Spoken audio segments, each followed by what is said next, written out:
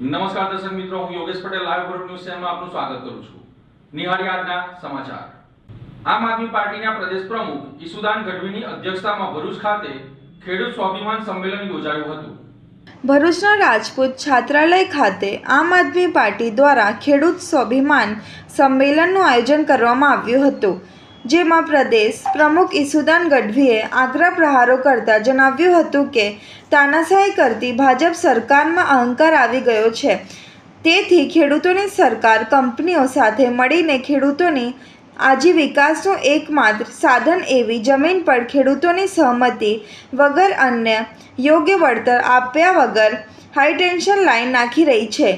ખેડૂતો અને કંપનીઓએ બેસીને યોગ્ય વળતર નક્કી કરવું જોઈએ, પરંતુ કંપનીઓ સીધી સરકાર પાસે જાય છે અને સરકાર દલાલ બનીને પોલીસ અધિકારીઓ દ્વારા ખેડૂતો પર દબાણ કરી રહી છે અને સરકાર દલાલ બનીને પોલીસ અધિકારીઓ દ્વારા ખેડૂતો પર દબાણ કરાવી રહી છે।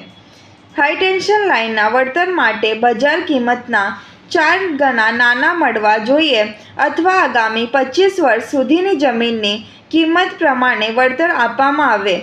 જ્યાં સુધી વળતરના મામલે ખેડૂતો સાથે સહમતિ ના સધાય ત્યાં સુધી આ પ્રોજેક્ટમાં આગળ ન વધવું જોઈએ। હવે ખેડૂતો એક થઈ ગયા છે અને આગામી સમયમાં જ્ઞાતિ જાતિ કે પક્ષ જોયા વગર ખેડૂતો જ પોતાનો નિર્ણય કરશે।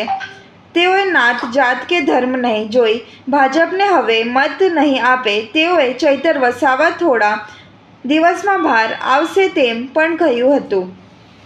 આજે ખેડૂતોના એક સંમેલનમાં ભરૂચ આવવાનું થયું છે। તમે વિચાર કરો, સરકાર અત્યારે બેફામપણે કંપનીઓ સાથે મળીને ખેડૂતની મા સમાન એક માત્ર જમીન રહી છે એનું આવકનું સાધન, એના ઉપર ખેડૂતની સહમતિ વગર, ખેડૂતોને યોગ્ય વળતર આપ્યા વગર, ખેડૂતો સાથે વાતચીતો કરવા વગર જે હાઈ ટેન્શનનો લાઈનો નાખે છે, જેના વિરોધમાં આજે સંમેલન યોજાયું હતું। સામાન્ય રીતે 4 જેટલી હાઈ ટેન્શન લાઈનો નખાઈ છે અને હજી 6 જેટલી નોટિફિકેશનો પડી રહ્યા છે અને આ હાઈ ટેન્શનનો લાઈનો કરોડિયાના માળાની જેમ ભરૂચ અને આસપાસના વિસ્તારોમાં પથરાવાના છે। તમે વિચાર કરો, લગભગ અંદાજે 250 થી વધુ ગામોમાં આ ખેડૂતો એફેક્ટેડ છે। અહીંયા બુલેટ ટ્રેન હોય, એક્સપ્રેસ હાઈવે હોય, આવા કેટલી યોજનાઓમાં જમીનો તો ગઈ જ છે ખેડૂતો। હવે બાકી રહી ગઈ છે જમીન, એ આ લોકો હાઈ ટેન્શન લાઇનમાં ખેડૂતોની જમીન પચાવી પાડવા માંગે છે। ખેડૂતો અને કંપનીઓ એ બે મળીને નક્કી કરવું જોઈએ અને જો ખેડૂતોને પોસાય એ ભાવે કંપનીઓ ઘૂસવી જોઈએ। એના બદલે કંપની જાય છે સરકાર પાસે, સરકાર કંપનીની દલાલ બનીને અધિકારીઓને હુકમો કરે છે, પોલીસ અધિકારીઓને હુકમો કરે છે કે જાઓ, ખેડૂતો ન માને તો ખેડૂતોને ધોકાવાળી કરો। આ સરકાર ખેડૂતોની છે કે કંપનીઓની છે? અને કંપનીઓ શું મફતમાં વીજળી આપવાની છે? ભાઈ, હાઈ ટેન્શન લાઈનો નાખો છો, તમે જે રીતે કોરિડોરો બનાવો છો, તમે વીજળી છે એ કંપની ખેડૂતોને મફત તો આપવાની નથી। તો ખેડૂતોને યોગ્ય વળતર મળવું જોઈએ અને ખેડૂતોની એ પણ માંગ છે, મેં ઘણા ખેડૂતો સાથે વાત કરી, એમનો મત છે કે કંપનીના માણસો કે પોલીસ હોય કે સરકારના માણસો, જ્યાં સુધી અમે સહમત ન થઈએ વળતર મામલે ત્યાં સુધી એના ખેતરમાં પગ ન મૂકવો જોઈએ। ત્યારે આ લોકો અંગ્રેજોનો કાયદો લાવીને દેખાડીને એ લોકો બળજબરીપૂર્વક તંત્રને આગળ કરીને કંપનીઓની દલાલી કરે છે। સરકાર, ભાજપ સરકાર, મુખ્યમંત્રી ભૂપેન્દ્રભાઈ પટેલ, એ શરમની વાત છે। આજે અમે ડિમાન્ડ કરી છે કે જે ખેડૂતોને વળતર મળવું જોઈએ એ બજાર કિંમતના 4 ગણા અથવા તો 25 વર્ષ પછી, લાઈનો 25 વર્ષ સુધી રહેવાની છે, 25 વર્ષ અથવા જમીનની કિંમત કેટલી થવાની છે? ભાઈ, એ કિંમત પ્રમાણે વળતર આપવામાં આવે અથવા તો મહિને એને ફિક્સ ભાડું આપવામાં આવે। જેમ કંપની અત્યારે 8-8.5 રૂપિયે યુનિટ વીજળી વેચે છે સરકારને કે આપણે, એ 25 વર્ષ પછી તો 50 કે 100 રૂપિયા યુનિટ વેચતી હશે, ત્યારે કંપનીનો નફો તો કરોડોમાં હશે। ત્યારે ખેડૂતોની જમીન કાયમી માટે કબજો થઈ જશે। એટલે અમારી એ માંગ છે કે આગામી 25 વર્ષ પછી જે કિંમત હોય એ કિંમત પ્રમાણે ખેડૂતોને વળતર ચૂકવવામાં આવે અથવા તો એને મંથલી ભાડું આપવામાં આવે અથવા તો એને પ્રોફિટમાં નફો આપવામાં આવે. આ અમારી મેન માંગો છે. ઘણા સમયથી ખેડૂતો આંદોલન કરી રહ્યા છે પણ સરકાર સાંભળતી નથી, તો આનું પરિણામ શું આવશે? બિલકુલ, તાલુકા જિલ્લા પંચાયતની ચૂંટણીમાં ખેડૂતોના આટલા આંદોલન પછી પણ ભાજપ જીતી. ભાજપે જિલ્લા પંચાયતો બનાવી, તાલુકા પંચાયતો બનાવી, એટલે ભાજપને અહંકાર આવી ગયો કે આ ખેડૂતો નથી, આને તો જ્ઞાતિ જાતિ ધર્મના આગેવાનોના કારણે અમે તોડીને મત લાવી શકીશું. એટલે એને એ અહંકાર આવી ગયો છે. પણ હવે ખેડૂતો એક થઈ ગયા છે. જેના ખેતરમાં વીજ લાઈન આવે છે એ ખેડૂત પણ એક થઈ ગયો છે. એક ગામમાં આખું ગામ એક થવા માંડ્યું છે ને ગામમાં પોસ્ટરો લાગવા માંડ્યા છે. ન માત્ર ભરૂચ, આ લગભગ 23 જિલ્લાઓમાં હાઈ ટેન્શન લાઈન નીકળવાની છે. એ કચ્છથી માંડી જામનગર, દ્વારકા, મોરબી, સુરેન્દ્રનગર, રાજકોટ, અમદાવાદ, આ બધા વિસ્તારમાં આ લાઈનો ફેલાવાની છે. અને આ વખતે તમામ ગુજરાતના 54 લાખ ખેડૂતો એના પરિવારો એક થવાના છે. જેમ જેનજી એક થયું છે એવી રીતે. અને હવે એ લોકો નક્કી કરશે કે આગામી સમયમાં અમારો જ્ઞાતિનો આવશે, જાતિનો આવશે, ધર્મનો, ભાજપનો આગેવાન આવશે, અમે મત નથી આપવાના. એટલે પછી ભાજપ છે એ ખેડૂતોની વાત માનશે. પાનોલી જીઆઈડીસીની જેબી ફાર્મા કંપનીમાં કામદારનું શંકાસ્પદ મોત થતા પરિવારજનોએ કંપની પર ગંભીર આક્ષેપો કર્યા હતા. પાનોલી જીઆઈડીસી સ્થિત જેબી ફાર્મા કંપનીમાં ફરજ દરમિયાન એક કામદારનું શંકાસ્પદ સંજોગોમાં મોત થયું હતું. પરિવારજનોનો આક્ષેપ છે કે કામદારની તબિયત બગડ્યા બાદ તેને તાત્કાલિક સારવાર માટે હોસ્પિટલ લઈ જવાના બદલે કંપનીની એમ્બ્યુલન્સ મારફતે સીધા તેના નિવાસસ્થાને પહોંચાડવામાં આવ્યું હતું. કંપનીની એમ્બ્યુલન્સ ઘરે પહોંચતા જ પરિવારજનોને સમગ્ર ઘટનામાં શંકા જતા તેમણે કંપની કંઈક છુપાવી રહી હોવાનો આક્ષેપ કર્યો હતો. ત્યારબાદ પરિવારજનોએ અન્ય એમ્બ્યુલન્સ બોલાવી મૃતકને ગડખોલ સ્થિત CHC સેન્ટર ખાતે લઈ ગયા હતા. આ સમગ્ર ઘટનાને લઈને હાલ પાનોલી પોલીસ સ્ટેશન દ્વારા તપાસ શરૂ કરવામાં આવી છે. ઘટનાના સંજોગો, કામદારના મોતનું વાસ્તવિક કારણ તેમજ કંપની દ્વારા જરૂરી કાયદાકીય પ્રક્રિયાઓનું પાલન કરવામાં આવ્યું હતું કે નહીં તે મુદ્દે તપાસ ચાલી રહી છે. પરિવારજનોએ કંપનીના સત્તાધીશો પર ગંભીર બેદરકારી અને ઘટનાને ઢાંકવાનો પ્રયાસ કરવામાં આવ્યો હોવાના આક્ષેપો કર્યા છે. સાથે જ પ્રશ્નો પણ ઉઠી રહ્યા છે કે જો ઘટના સ્થળે કોઈ અકસ્માત કે ઔદ્યોગિક ઘટના બની હોય તો તેની જાણ ફેક્ટરી ઇન્સ્પેક્ટર સહિત સંબંધિત વિભાગોને કરવામાં આવી હતી કે નહીં. હાલ સમગ્ર મામલે પોલીસ તપાસ બાદ જ મોતનું સાચું કારણ અને જવાબદારી અંગે સ્પષ્ટતા થશે. મારું નામ તડવી વિષ્ણુભાઈ અરવિંદભાઈ છે. હું સંજાલી ગામનો રહેવાસી છું. મારા કાકા અત્યારે એક્સપાયર થઈ ગયેલ છે. આપણે જેબી ફાર્મા કરીને કંપની છે, પાનોલી જીઆઈડીસીમાં ત્યાં જોબ કરે છે. આજે સવારે 6 વાગે નોકરી ગયા હતા. નોકરીમાં એવો બનાવ બન્યો કે અમને તો એકદમ ખ્યાલ નથી. 6 વાગે એન્ટ્રી કરી, પંચિંગ માર્યું. પંચિંગ માર્યા પછી અંદર કંઈ થયું કે અમને ખબર નથી, પણ સીધી ડાયરેક્ટ એમ્બ્યુલન્સ ઘરે લઈને આવતા રહ્યા છે. અમને કોઈ ઇમરજન્સી અમારો કોન્ટેક્ટ નંબર આપેલો છે, પણ અમને કોઈ કોન્ટેક્ટ કરવામાં આવ્યો નથી. ડાયરેક્ટ સીધી બોડી ઘરે લાવ્યા અને ઘરે લાવ્યા પછી એમ્બ્યુલન્સવાળા ભાઈ જતા રહ્યા. જવાબદારી બને છે પણ એમને કંઈ રિસ્પોન્સ આપ્યો નથી. ડાયરેક્ટ એમને હોસ્પિટલ લઈ જવું જોઈએ. અમે ડાયરેક્ટ પહેલાં ઘરે લાવ્યા. અત્યારે કંપનીવાળાનો કોઈ રિસ્પોન્સ છે નહીં. અત્યારે સ્ટેટમેન્ટ આપે છે, એના પરથી હવે આગળ જે કંઈ કાર્યવાહી થાય યોગ્ય કાર્યવાહી થવી જોઈએ. જો બી આપણે મતલબ જે બી યોગ્ય વળતર હોય, મારા કાકી છે અને હવે મારા બેન છે, જેમનું યોગ્ય વળતર હોય એ થવું જોઈએ એમ. મારું નામ તડવી લક્ષ્મી છે અને મારા પપ્પા યુનિક ફાર્માસ્યુટિકલમાં કામ કરે છે અને આ મારા મમ્મી છે. સવારે મારા પપ્પા 6 વાગે ગયા હતા અને 7 વાગતા એમની બોડી આવી. હવે કંપનીની અંદર શું થયું તે અમને નથી ખબર અને અમારી ખાલી એટલી જ માંગ હતી કે કંઈ નહીં, એમને ભલે એવું કીધું કે ઘરે મૂકી જાઓ, પણ એક વખત એમની જવાબદારી હતી કે હોસ્પિટલ લઈ જાય, પણ એ લોકો હોસ્પિટલ નથી લઈ ગયા. હવે ઘરે આવ્યા પછી અમે ઇમરજન્સી કોલ કર્યો ત્યારે અહીંયાથી એમ્બ્યુલન્સ આવી. તેમની 1 કલાકની અંદર એમ્બ્યુલન્સ આવી ગઈ. પછી જ્યારે અહીંયા ચેક કર્યું ત્યારે એમને એવું કીધું કે આમનું હાર્ટ કામ નહીં કરતું, પછી શ્વાસ એવું વગેરે નહીં લેવાતું. પણ અમારે એવું કહેવું કે જ્યારે કંપનીમાં એવું થઈ ગયું ત્યારે એમને હોસ્પિટલ લઈ જવું જોઈતું હતું. બસ અમારી એટલી જ માંગ હતી. કંપનીવાળાએ એવું કીધું કે એ પેશન્ટ એવું કીધું કે ઘરે મૂકી જાઓ, એટલે એ લોકો ઘરે મૂકી આવ્યા. હવે મારા આગળ પાછળ કોઈ નહીં, મારા પપ્પા એકલા જ હતા. અમારે કંઈ નહીં, યોગ્ય વળતર આપે એ ને બસ કે અમારે એટલો જ સવાલ કે તમારે એક વખત હોસ્પિટલ લઈ જવું જોઈતું. હવે ઇમરજન્સીમાં માણસ હોસ્પિટલ નહીં લઈ જાય તો માણસ ડિક્લેર થઈ જ જાય ને, મરી કે જાય કે મરી બી જાય.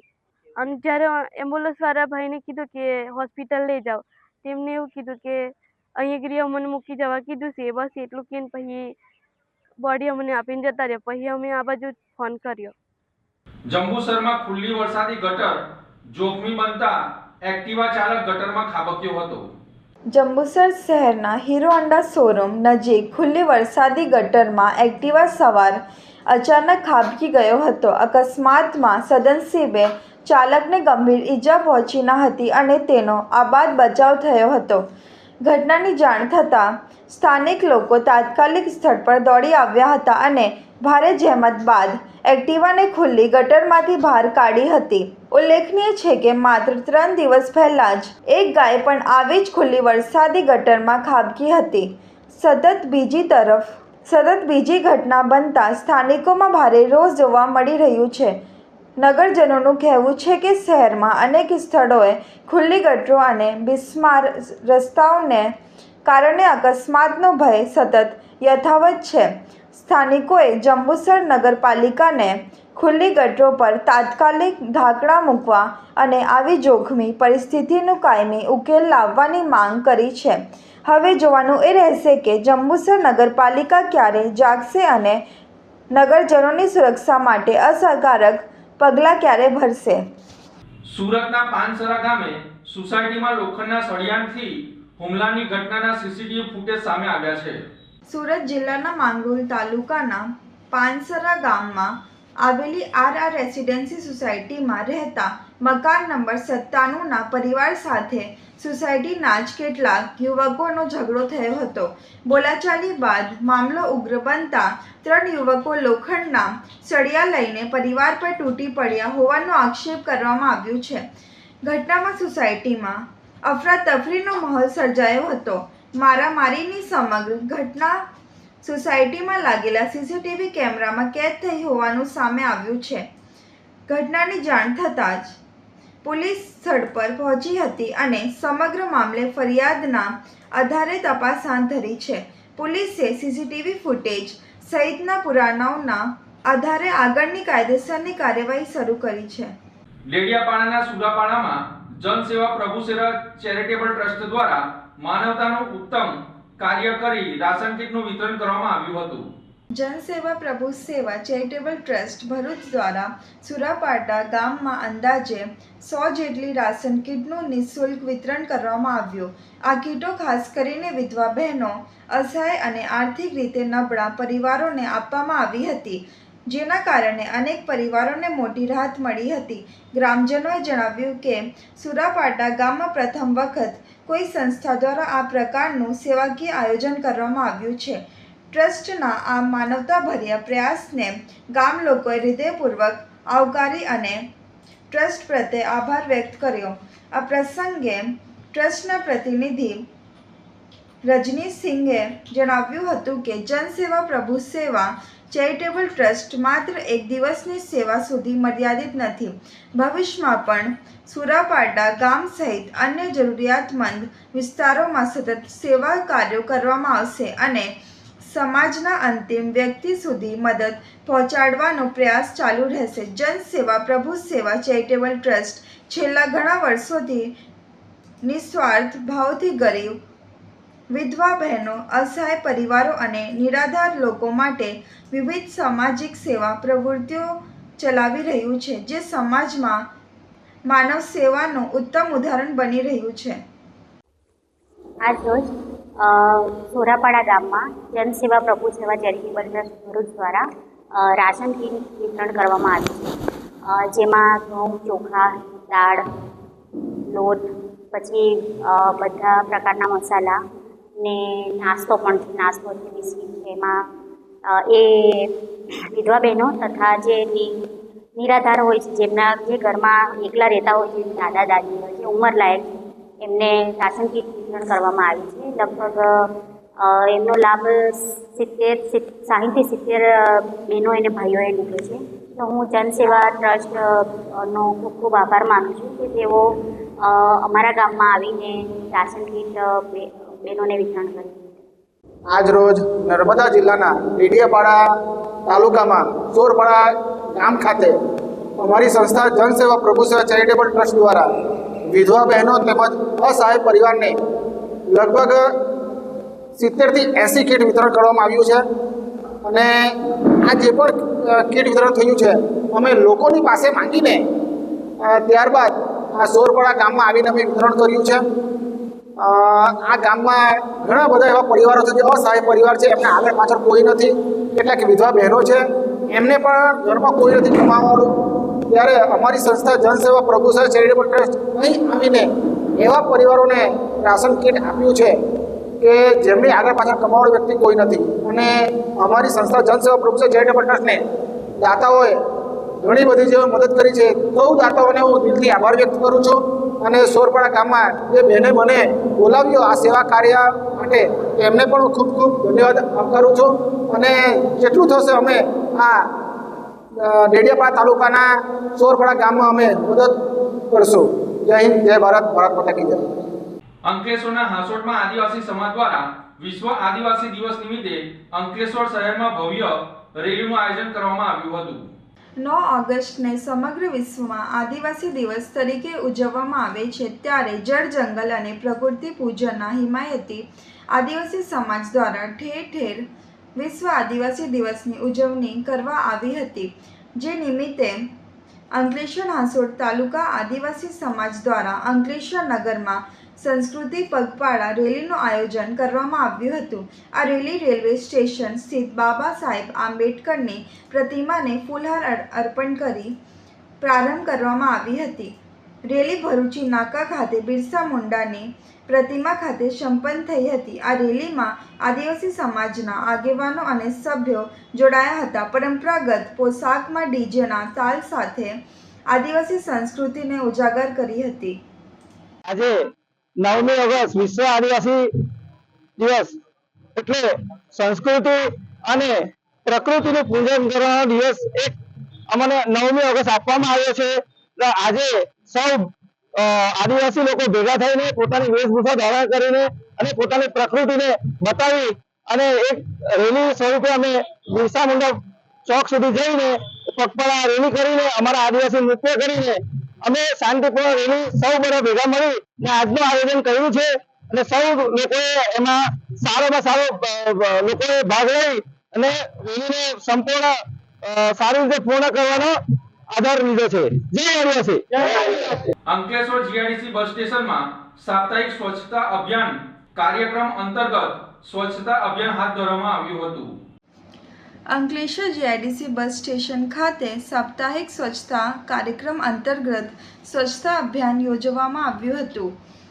આ અભિયાનમાં BAPS સ્વામિનારાયણ સંસ્થા, અંકલેશ્વરની યુવક સ્વયંસેવક ટીમ તેમજ બસ ડેપોના કર્મચારીઓએ ઉત્સાહપૂર્વક ભાગ લીધો હતો.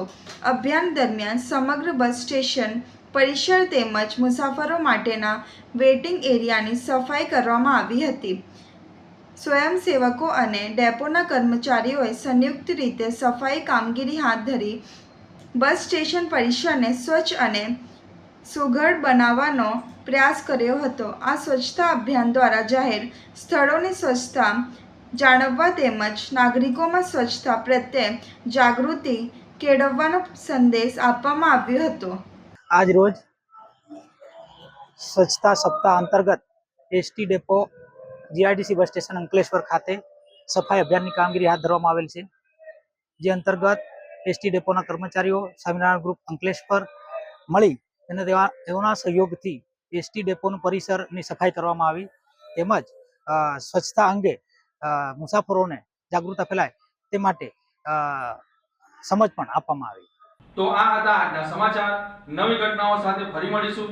ત્યાં સુધી જોતા રહો લાઈવ ભરૂચ ન્યૂઝ ચેનલ. નમસ્કાર.